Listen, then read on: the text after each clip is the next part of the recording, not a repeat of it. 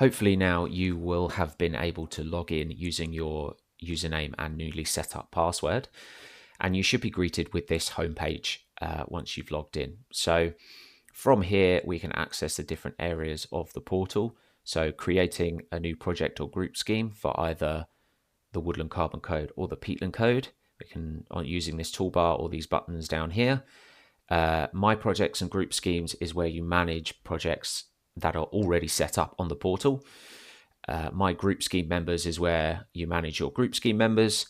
And the help section is useful for guidance on how to use the portal, functionality, and just generally how it works. You should have been issued with a PDF guide along with your login. But if you can't find that or want to access it via the portal, the help section is a good place to go. On the right hand side here, we have a news function. It's still in development, but should be issued or working shortly. This section we will use to provide updates to project developers that are relevant to them, maybe changes in our procedure, or updates to the schemes which might be relevant to you. So look out for that as it develops. There's another function up here, which is our customer thermometer.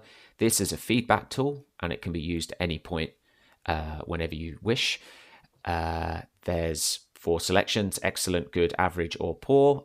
If you just want to click whichever one you feel is relevant at that particular time, it just provides a free text box for you to provide any feedback that you want to provide.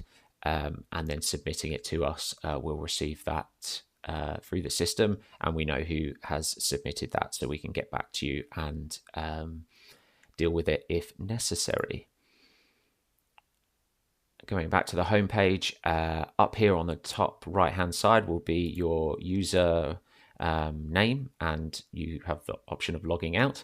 And likewise, if you open up your user profile, provide some details that we have for you on the system. So if your mobile number or phone changes or anything like that, this is a good place to change that. Going back to the home page, one final thing to point out is this section at the bottom, which is a news feed for the most recent activity. As there hasn't been anything recently on this account because it's a test one, there isn't anything in here, but we'll look at a little bit at this again a bit later in a later video.